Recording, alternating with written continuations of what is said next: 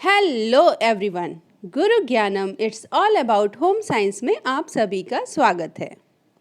आज का हमारा विषय है वित्तीय प्रबंधन और योजना।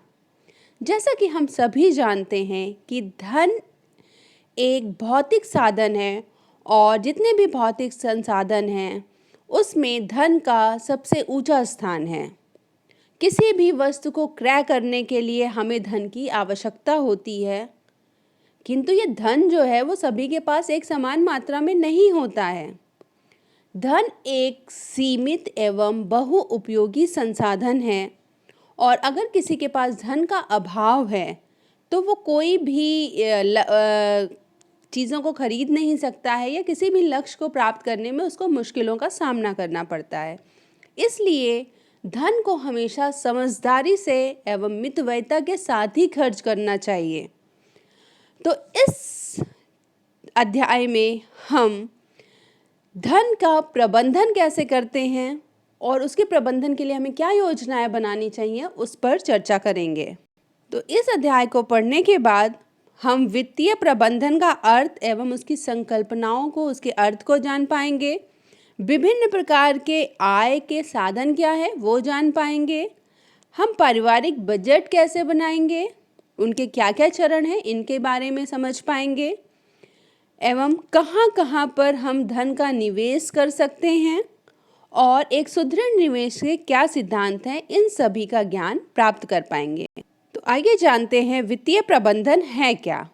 किसी भी लक्ष्य की पूर्ति के लिए धन या जो भी हमारे सामने पास धन या वित्त अवेलेबल है, उपस्थित है, उसका कुशल एवं प्रभावी प्रबंधन ही वित्तीय प्रबंधन कहलाता है। तो यह एक संगठनात्मक लक्ष्यों और उद्देश्यों को प्राप्त करने की दृष्टि से जितने वित्तीय संसाधन हैं उनकी योजना, आयोजन, नियंत्रण और निगरानी की प्रक्रिया है। अगर हम एक परिवार के संदर्भ में बात करें तो एक परिवार के लिए वित्तीय प्रबंधन का मतलब है अपने धन का उचित प्रयोग, बचत एवं निवेश। यहाँ पे ये ध्यान रखना है कि यहाँ पे तीनों चीज़ें आएंगी। कैसे अपने धन का उचित प्रयोग करें, उसके साथ साथ कैसे हम बचत करें और कहाँ पर उसका निवेश करें। तो धन वित्तीय प्रबंधन में प्रयोग, बचत एवं निवेश, ये तीनों बातें आती हैं। तो किसी भी परिवार के लिए जो आय है उसमें घर के सदस्यों द्वारा प्राप्त वेतन, मजदूरी, किराया, ब्याज, लाभ, बोनस, सेवानिवृत्त लाभ, ये सभी कुछ जोड़ दिया जाता है और ये सभी उस परिवार के धन के रूप में हम समझते हैं। इस प्रकार आय के उपयोग की योजना, नियंत्रण और मूल्यांकन को वित्तीय प्रबंधन कहा जाता है। तो जीवन स्तर को बेहतर बनाए रखने के लिए धन को एक संसाधन के रूप में उसका प्रबंधन करना बहुत ज़रूरी है। तो वित्तीय नियोजन या वित्तीय योजना है क्या। जितने भी हमारे पास उपलब्ध धन है उसके विवेकपूर्ण उपयोग के लिए वित्तीय नीतियों के निर्धारण एवं क्रियान्वयन की प्रक्रिया वित्तीय नियोजन कहलाती है। वित्तीय प्रबंधन एक घटक है। धन का नियोजन करना या वित्तीय प्रबंधन, धन को नियोजित करना वित्तीय प्रबंधन का ही एक महत्वपूर्ण भाग है। और वित्तीय प्रबंधन के नियोजन के चरण में बजट शब्द का प्रयोग किया जाता है। अक्सर ही आपने बजट शब्द सुना होगा क्योंकि हमारे देश का भी बजट हर साल प्रस्तुत किया जाता है, हर एक फाइनेंशियल ईयर में।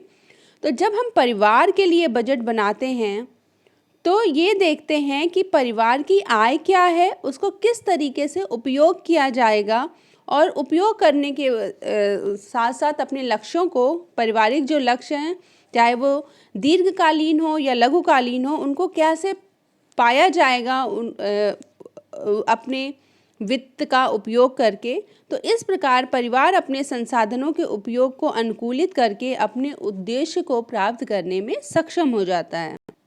तो हमें क्या समझ आया कि पारिवारिक आय का उपयोग हमें इस तरीके से करना है जिससे परिवार के सभी सदस्य की वर्तमान आवश्यकताओं की पूर्ति के साथ साथ परिवार का जो दीर्घकालीन लक्ष्य है उसको भी प्राप्त किया जा सके और एक अच्छे बजट का निर्धारण और उसे प्रभावी ढंग से लागू करने में परिवार के लिए लक्ष्यों को प्राप्त करना काफ़ी आसान हो जाता है। तो लाभ क्या है वित्तीय प्रबंधन के? अगर हम वित्तीय प्रबंधन करते हैं तो जो गैर जरूरी खर्चे हैं उससे बच सकते हैं, कुछ आय का भाग हम भविष्य के लिए बचा सकते हैं और ऋण लेने की परिस्थिति एवं आदत से आसानी से बच सकते हैं। तो आइए अब जानते हैं कि प्रबंधन क्या होता है। प्रबंधन अपने सीमित संसाधनों को कुशल एवं प्रभावी प्रयोग करके लक्ष्यों को प्राप्त करने की प्रक्रिया को ही हम प्रबंधन करते हैं। बहुत सिंपल शब्दों में जानिए कि जब कोई चीज़ हमारे पास बहुत कम मात्रा में उपलब्ध है तो उसको हमें प्रबंधित करना बहुत ज़रूरी है, तभी हम अपनी आवश्यकताओं को, अपने लक्ष्यों को प्राप्त कर पाएंगे। तो धन एक ऐसा ही साधन है जो हमारे पास कम मात्रा में उपलब्ध होता है, तो उसको हमें प्रबंधित करना बहुत ज़रूरी है। तो आसान शब्दों में प्रबंधन का मतलब है अपने लक्ष्य एवं उद्देश्यों को प्राप्त करने के लिए उपलब्ध संसाधनों को बुद्धिमान पूर्वक उपयोग करना प्रबंधन है। और अगर हम पारिवारिक संसाधनों की बात करें तो पारिवारिक संसाधन वे संसाधन होते हैं जो किसी व्यक्ति या परिवार को एक विशेष समय पर उपलब्ध होते हैं, जो उन्हें अपने परिवार के लक्ष्यों तक पहुंचने में मदद करते हैं। तो पारिवारिक संसाधन कौन कौन से हैं? पहला है मानवीय संसाधन, ह्यूमन रिसोर्सेज, जैसे कि ज्ञान, कौशल, स्वास्थ्य, समय एवं ऊर्जा जो मानव से संबंधित है। भौतिक संसाधन वे संसाधन हैं जो भौतिक होते हैं, जैसे हमारा आवास हो गया, धन हो गया, और कहाँ उसे हम निवेश करते हैं।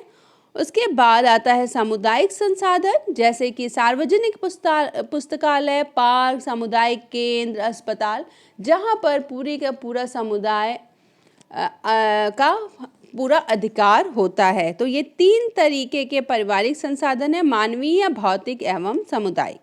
तो आइए जानते हैं पारिवारिक आय क्या है।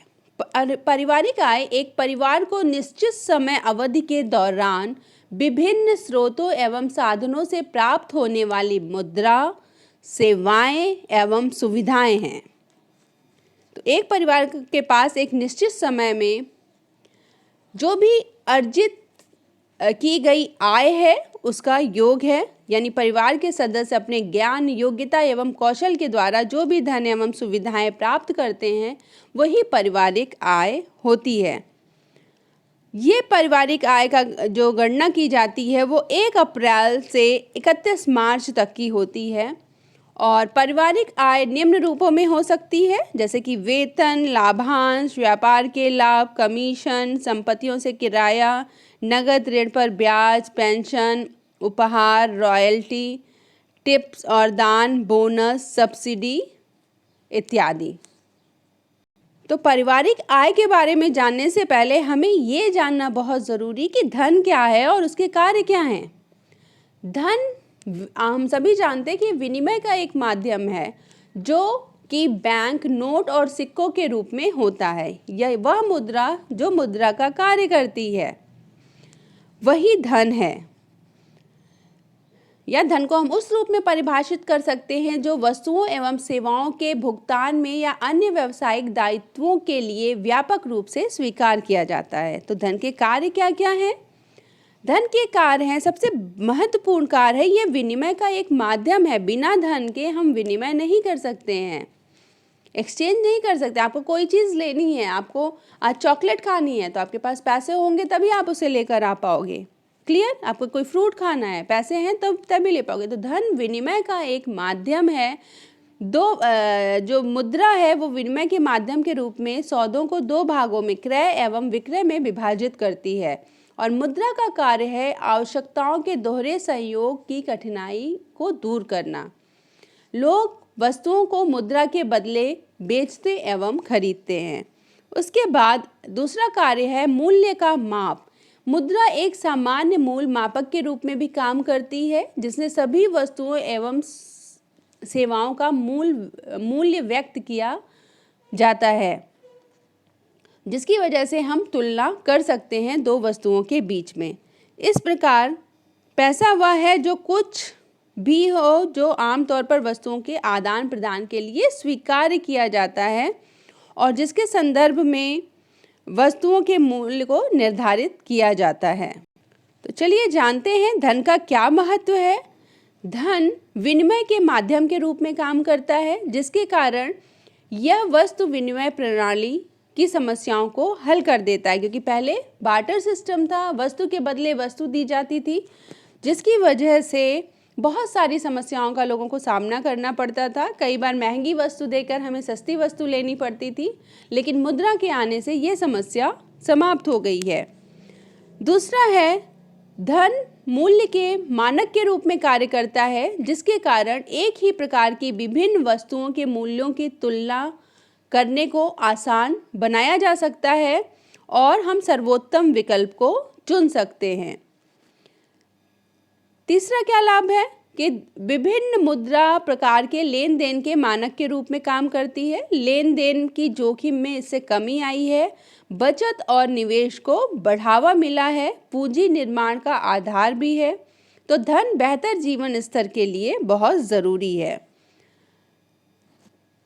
पैसे के मामले में भंडारण लंबे समय तक टिकाऊ होता है, क्योंकि हम किसी सामग्री का बहुत लंबे समय तक भंडारण नहीं कर सकते हैं, लेकिन धन का भंडारण को हम लंबे समय तक जमा कर सकते हैं और आसानी से किसी से हम उधार लेकर उसको बाद में ब्याज सहित उसको लौटा सकते हैं। तो ये है धन के लाभ। पारिवारिक आय के प्रकार। पारिवारिक आय 3 तरीके की होती है। पहला है मौद्रिक आय या धन आय भी हम कह सकते हैं, मनी इनकम। दूसरा है रियल इनकम, वास्तविक आय। और तीसरा है मानसिक आय या साइकिक इनकम। वास्तविक आय 2 भागों में बांटी जाती है, प्रत्यक्ष वास्तविक आय एवं परोक्ष या अप्रत्यक्ष वास्तविक आय। मौद्रिक आय या धन आय क्या होती है? एक निश्चित समय अवधि तक कार्य करने के पश्चात नगद धन के रूप में प्राप्त आय को मौद्रिक आय कहते हैं। यानी कि मौद्रिक आय का मतलब उस क्रय शक्ति से है जो मुद्रा के रूप में किसी निश्चित समय में एक परिवार को प्राप्त होती है। तो धन आय को या मौद्रिक आय को दैनिक जीवन के आवश्यक वस्तुओं और सेवाओं में परिवर्तित किया जाता है और धन के अक्सर ही धन के एक भाग को देरी से उपयोग के लिए या निवेश प्रयोजनों के लिए बचत में बदल दिया जाता है। तो मौद्रिक आय के प्रवाह की आवृत्ति एवं पैटर्न हर परिवार के लिए अलग अलग होती है। तो मौद्रिक आय जो मुद्रा के रूप में प्राप्त हो, चाहे हमें सैलरी से मिल रही है, कहीं से बोनस मिल रहा है, ब्याज मिलता है, किराया मिल रहा है, पेंशन मिलती है, कोई उपहार मिल रहा है या रिटायरमेंट की इनकम है, डेली वेजेस पे जो लोग कार्य करते हैं उनको जो पैसे मिलते हैं, तो ये सभी कुछ धन आय या मौद्रिक आय के अंदर आते हैं। वास्तविक आय। वास्तविक आय का तात्पर्य उस आय से है जो धन के अतिरिक्त किसी सुविधा, सेवा या वस्तु के रूप में परिवार को एक निश्चित समय अवधि के दौरान प्राप्त होती है। तो दूसरे शब्दों में हम इसको ऐसे समझ सकते हैं कि कई बार कार्यस्थल पर दी गई सेवाओं के बदले मुद्रा के अतिरिक्त कुछ अन्य सुविधाएं, सेवाएं या वस्तुएं जो भी वस्तुएं प्राप्त होती हैं वो वास्तविक आय है।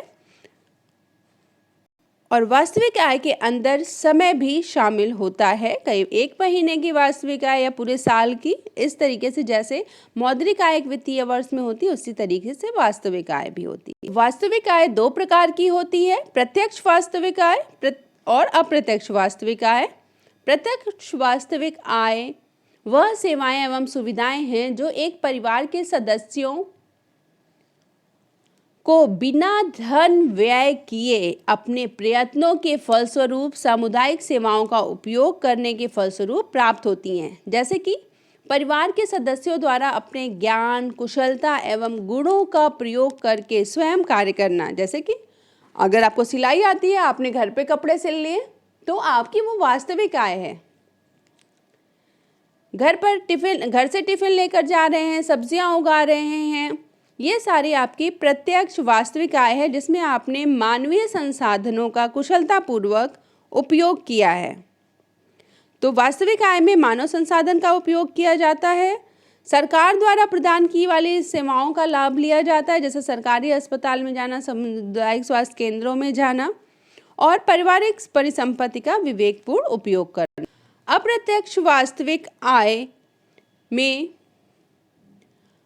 उन सुविधाओं और वस्तुओं के प्रयोग को कहते हैं जो एक परिवार को धन व्यय करने के पश्चात प्राप्त होती है। उदाहरण के लिए, घर के काम को आसान करने के लिए अगर आपने एक नौकर रखा है या अपने ज्ञान और कौशल का प्रयोग करते हुए कम मूल्य पर अच्छी गुणवत्ता वाली सब्जियों को खरीदा, ये अप्रत्यक्ष वास्तविक आय है। तो धन का प्रयोग करके परिवार के लिए सुविधा या लाभ लेना या सेवाएं लेना अप्रत्यक्ष वास्तविक आय है। इसके अलावा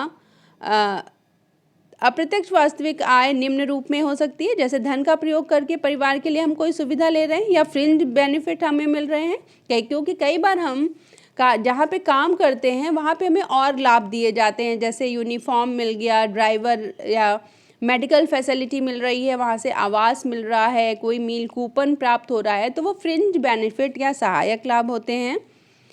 इसके बाद बार्टर सिस्टम यानी वस्तुओं का आदान प्रदान करना भी अप्रत्यक्ष वास्तविक आय है। कई बार परिवार के सदस्य मित्र वस्तुओं एवं सेवाओं के लिए आदान प्रदान करते हैं, जैसे कि परिवार सब्जियां उगाकर पड़ोसी को देता है, पर पड़ोसी उसके बदले में उस परिवार के बच्चों को ट्यूशन पढ़ाती है, तो ये अप्रत्यक्ष वास्तविक आय हो जाएगी। तो चलिए अब आय के बढ़ाने के उपाय जान लेते हैं कि कैसे हम अपने आय को बढ़ा सकते हैं। अगर हम मौद्रिक आय को बढ़ाना चाहते हैं तो हमें अपने अंदर बचत की आदत डालनी चाहिए। घर पर खाना बनाकर हम कैंटीन या ऑफिस में भेज सकते हैं। घर के एक कमरे को हम, अगर हमारे पास एक्स्ट्रा है तो हम उसे किराए पर दे सकते हैं, पेइंग गेस्ट रख सकते हैं। अगर आपके पास ज्ञान है तो आप ट्यूशन पढ़ा सकते हैं, या पार्ट टाइम या ओवर टाइम कर सकते हैं, या पार्ट टाइम कोई जॉब कर सकते हैं। अगर वास्तविक आय को बढ़ाना है, वास्तविक आय में अगर हम प्रत्यक्ष वास्तविक आय को बढ़ाना चाहते हैं तो हम घर में बागवानी करके सब्जियां उगा सकते हैं। बच्चों को ट्यूशन ना भेज के हम उसे घर पे ही पढ़ा लें। बिजली के कुछ उपकरण खराब हो जाते हैं, हम अपने ज्ञान से, कौशल से उसको ठीक कर सकते हैं। कपड़ों की सिलाई घर पे कर सकते हैं, अचार, पापड़, जैम बना सकते हैं, मेहंदी लगा सकते हैं घर पे, अपने फ्रेंड्स के साथ किताबें शेयर कर सकते हैं, या लाइब्रेरी का उपयोग करके हम प्रत्यक्ष वास्तविक आय को बढ़ा सकते हैं।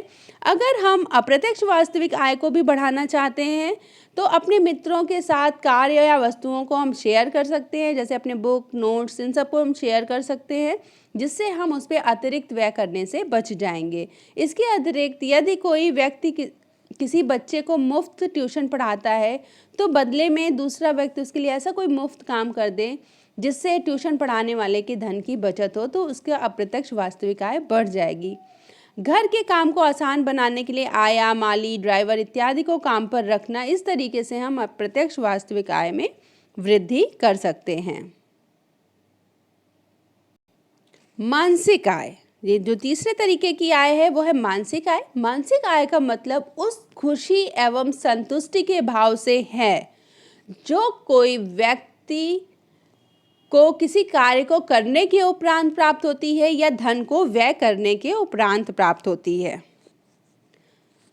यानी एक निश्चित समय में एक परिवार को मौद्रिक आय, वास्तविक आय के उपयोग से जो संतुष्टि या जो संतोष प्राप्त होता है वो ही मानसिक आय है।